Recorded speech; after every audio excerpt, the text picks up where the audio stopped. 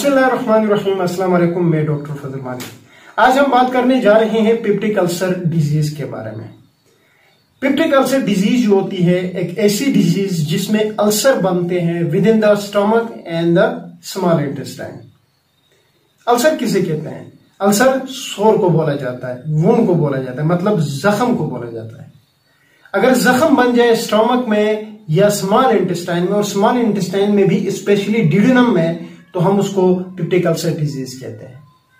बहुत सारी बुक्स में ये लिखा हुआ आपको मिलेगा कि the formation of ulcer in any part of GIT is called as peptic ulcer disease. ऐसा नहीं होता। किसी भी पार्ट में अगर हम बात करें जो गैस्ट्रोइंटेस्टाइनल ट्रैक्ट है जीआईटी, तो माउथ से स्टार्ट होकर एनएस पे खत्म होती है। तो अगर माउथ में अल्सर है तो हम उसको पेप्टिक अल्सर डिजीज कहे, ऐसा नहीं है। ठीक है, ये डिफिनेशन जो की जाती है ये डिफिनेशन रॉन्ग है।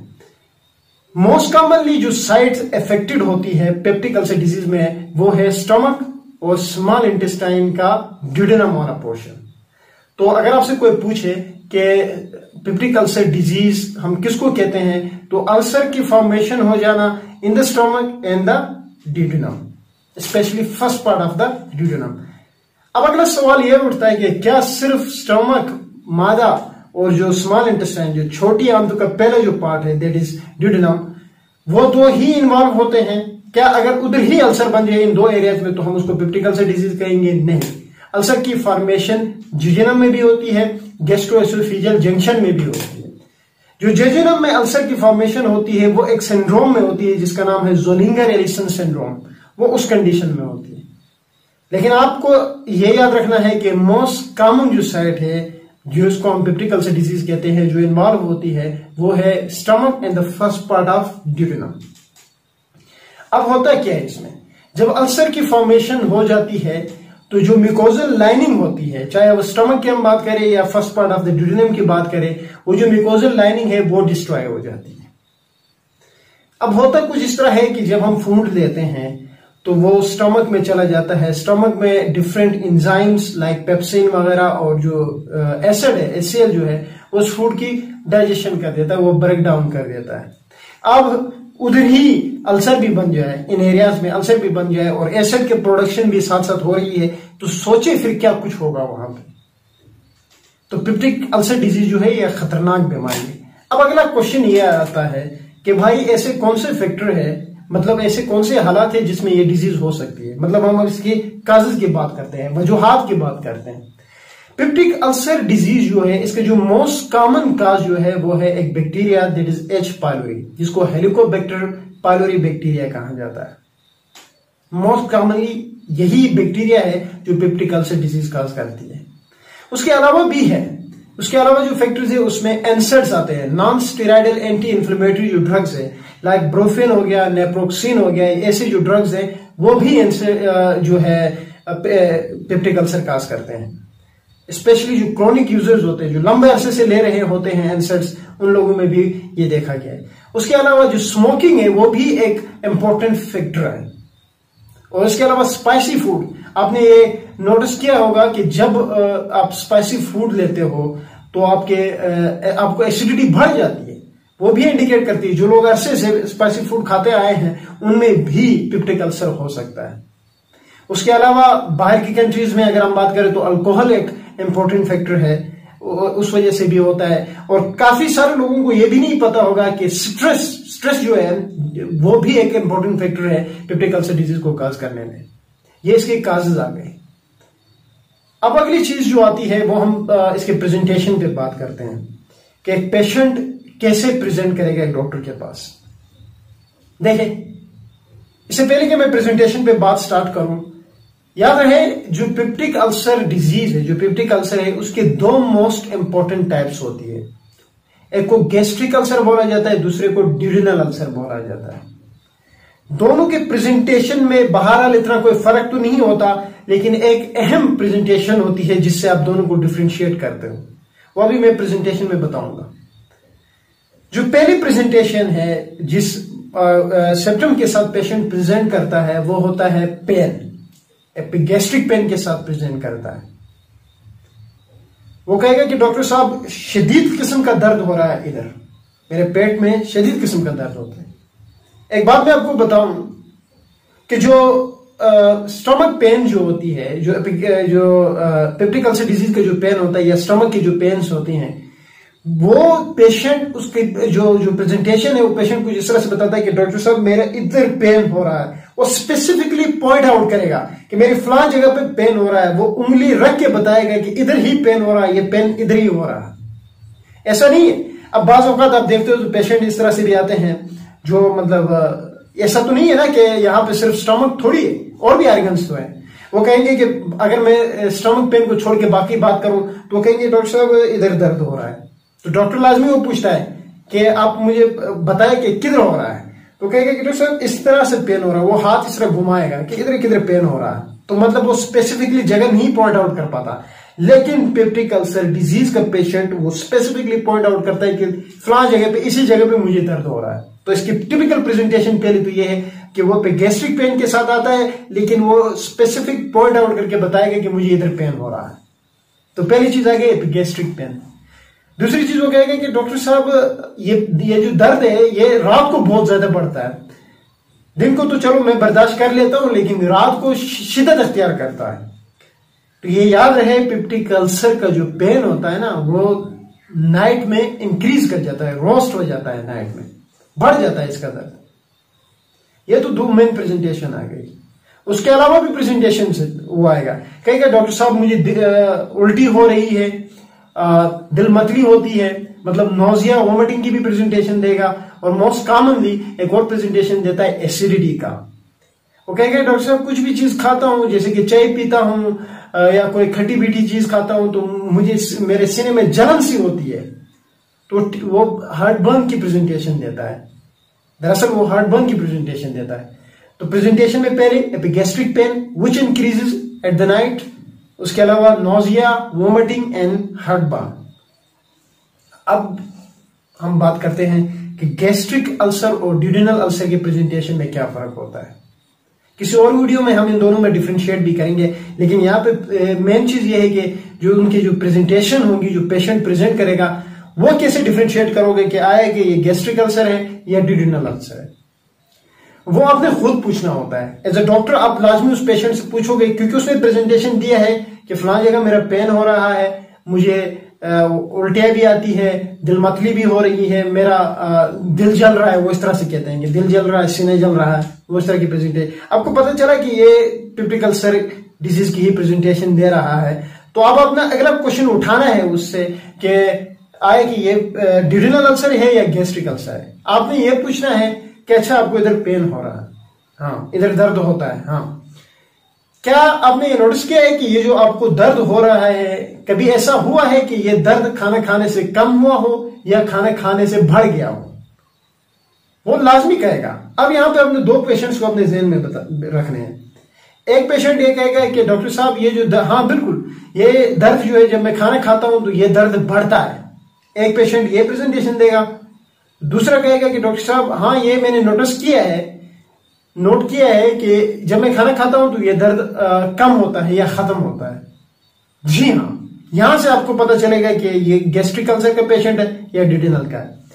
याद रहे गैस्ट्रिक अल्सर में जो गैस्ट्रिक अल्सर के जो पेशेंट्स होते हैं वो जब फूड खाते हैं तो उसमें पेन इंक्रीज कर जाता है। गैस्ट्रिक अल्सर में फूड के साथ पेन इंक्रीज कर जाता है, ठीक है। और जो ड्यूडेनल अल्सर के जो पेशेंट्स होते हैं वो जब फूड खाते हैं तो उनमें पेन जो है वो रिलीव कर जाता है, मतलब उनका खाना खाने से उनका दर्द कम होता है या खत्म हो जाता है। तो मेन डिफरेंस गैस्ट्रिक और ड्यूडेनल में ये है, गैस्ट्रिक का पेन बढ़ना खाने के साथ और ड्यूडेनल में खाने के साथ पेन का कम होना।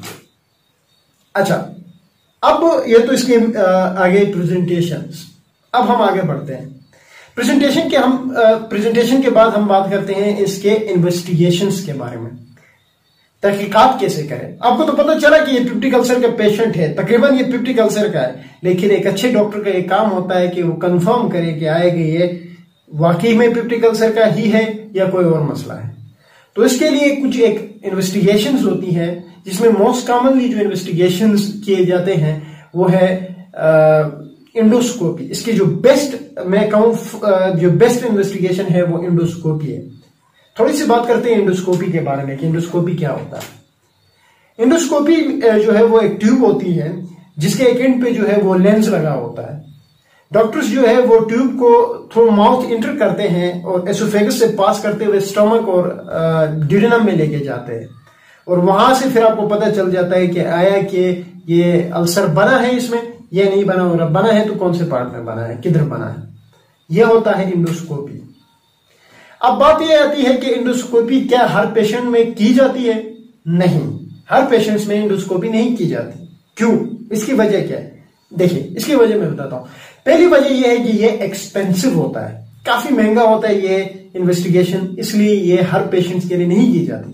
दूसरा यह है कि इसको करने के लिए एक स्पेशलाइज्ड, एक स्पेशलिस्ट डॉक्टर की नीड होती है। हर डॉक्टर नहीं कर सकता, एक एमबीबीएस डॉक्टर आसानी से नहीं कर पाता है, तो इसलिए इसकी एक स्पेशलिस्ट डॉक्टर की नीड होती है, इसलिए इसको कॉमनली नहीं किया जाता। तीसरी ये वजह यह है कि इसमें एक ट्यूब पास किया जाता है जो कि एक पेशेंट के लिए तकलीफदेह हो सकता है, इसलिए ये कॉमनली नहीं किया जाता। जैसे कि बैकवर्ड एरियाज की अगर हम बात करें तो वहां पे तो सारे एमबीबीएस डॉक्टर्स होते हैं, क्या वो एंडोस्कोपी कर सकते हैं? वो नहीं कर सकते हैं। क्या वहां पे अवेलेबल होगा? वहां पे अवेलेबल भी नहीं होगा। अच्छा, तो अब बात आती है कि एंडोस्कोपी फिर कब की जाती है। बहुत ही इंपॉर्टेंट पॉइंट है, ये याद रखना है कि एंडोस्कोपी कब की जाती है। पहले बेसलाइन इन्वेस्टिगेशन की जाएगी, फिर एंडोस्कोपी पे आएंगे डॉक्टर्स। अब हम बात करेंगे कि अगर एंडोस्कोपी कॉमनली नहीं की जाती तो फिर कौन सी इन्वेस्टिगेशन करनी है, वो हम बाद में बात करेंगे। लेकिन अब पॉइंट ये है कि फिर एंडोस्कोपी कब करनी चाहिए। एंडोस्कोपी करने के लिए कुछ अलार्मिंग सिम्टम्स होते हैं पेप्टिक अल्सर डिजीज के। अगर वो अलार्मिंग सिम्टम्स किसी पेशेंट के अंदर दिखे, अगर उसने उस अलार्मिंग सिम्टम्स के साथ प्रेजेंट किया, तो तब आपको जरूरत पड़ती है कि एंडोस्कोपी आप करवाएं। ठीक है। एक वजह यह भी है एंडोस्कोपी ना करने की कि लोगों में ये शऊर नहीं, वो ये समझते हैं कि यार ये इतना महंगा इन्वेस्टिगेशन है तो हम क्यों करें, बेहतर है कि हम सीधा ट्रीटमेंट में चले जाते हैं। तो ये अगर अलार्मिंग सिम्टम्स दिखे तो पेशेंट के लिए भी जरूरी है कि वो एंडोस्कोपी कराए। जो एमबीबीएस डॉक्टर होगा, अगर उसने एक एमबीबीएस डॉक्टर के पास अपना चेकअप करवाए तो उसके लिए भी ये नीड है कि वो रेफर करे ऐसे डॉक्टर के पास जो एंडोस्कोपी करता हो, एक स्पेशलिस्ट डॉक्टर के पास। ये लाजमी होता है। अब वो अलार्मिंग सिम्टम्स कौन से होंगे? अलार्मिंग सिम्टम्स में सबसे पहले सिम्टम आता है एनीमिया। अगर पेशेंट एनीमिक है, आयरन डिफिशिएंसी एनीमिया है, पहला सिम्टम इसका ये है। सेकंड सिम्टम आता है लॉस ऑफ वेट। ठीक है, अगर वेट लॉस है तो तब करनी चाहिए। थर्ड सिम्टम आता है एनोरेक्सिया, मींस के लॉस ऑफ एपिटाइट। अच्छा, चौथा सिम्टम आता है रिकरेंट ऑनसेट, बार बार हो रहा है। अगला सिम्टम आता है, पांचवा सिम्टम जो आता है वो मेलिना है, मींस के जो स्टूल है, जो बड़ा पेशाब है, उसके साथ खून का आना। और आखिरी जो सिम्टम है वो है डिफिकल्टी इन स्वाल्विंग, मतलब खाना खाने में तकलीफ हो रही। अब ये कैसे पता चलेगा कि ये अलार्मिंग सिम्टम्स कैसे पता लगेंगे? देखिए, अगर आपको पता चला जिस तरह से पेशेंट ने प्रेजेंट किया था पहले जो कॉमन सिम्टम्स थे, और आपको पता चला कि ये पेप्टिक अल्सर का पेशेंट है, तो आपने लाजमी ये alarming symptoms as a doctor आपने पूछने हैं। मेनली कुछ सिम्टम्स वो खुद भी बताता है, जैसे कहेगा कि डॉक्टर साहब पिछले कुछ दिनों से मेरा वजन कम हुआ है, मुझे भूख नहीं लगती है, खाना खाता हूं तो चुभता है खाना गले में, ये सारे वो चीजें बताता भी। अगर नहीं भी बताया तो अगर आपको पता चला कि ये हो सकता है पेप्टिक अल्सर का, तो फिर आपने लाजमी अलार्मिंग सिम्टम्स के बारे में उससे पूछने हैं। जैसे कि आपने कहा, आपने पूछना होगा कि आपको ऐसा, तो आपने कभी ये नोट किया है कि पिछले कुछ दिनों से आपका वजन कम हुआ? वो कहेगा जी डॉक्टर साहब मेरा वजन कम हुआ है। ठीक है। फिर आपने पूछना है कि आपके बड़े पेशाब में खून तो नहीं आता? वो कहेगा कि आएगा, आता है। ठीक है। फिर आपसे पूछना है कि आपका खाना तो ठीक है, मतलब आपको खाना सही करते हो या आपको भूख नहीं लगती, ऐसा कोई मसला? वो कहेगा कि मुझे भूख ठीक नहीं लगती।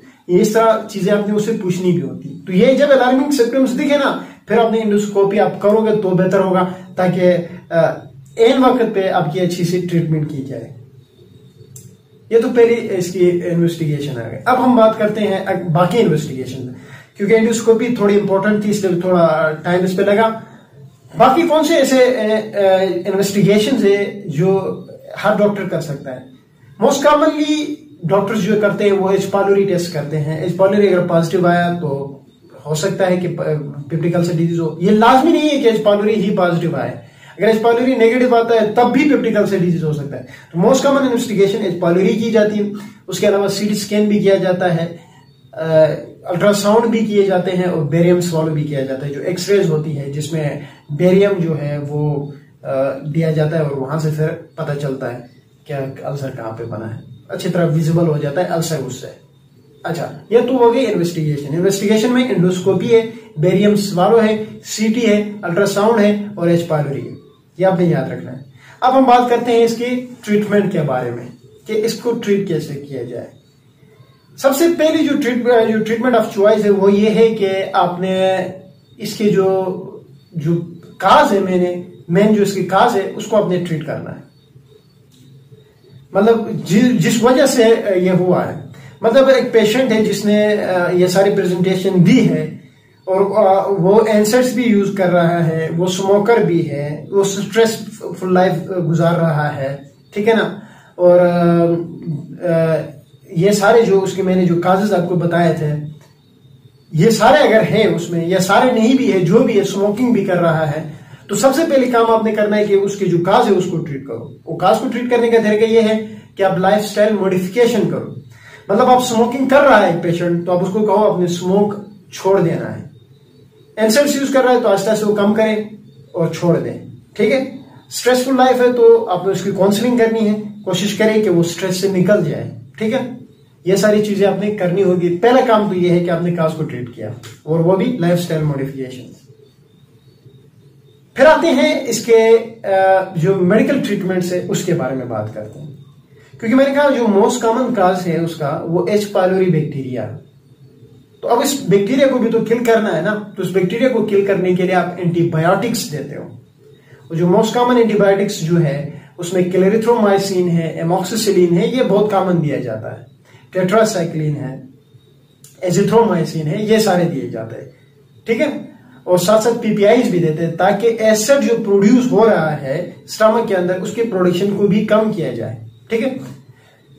मैं रिपीट करता हूं ट्रीटमेंट, क्योंकि लोग अमूमन लोग जो है इतनी लंबी चौड़ी कहानी को सुनने के बजाय सीधा ट्रीटमेंट पे आना चाहते हैं। तो ट्रीटमेंट में सबसे पहले काम आपने करना है कि जो उसकी काजेज है उसको ट्रीट आउट करना है।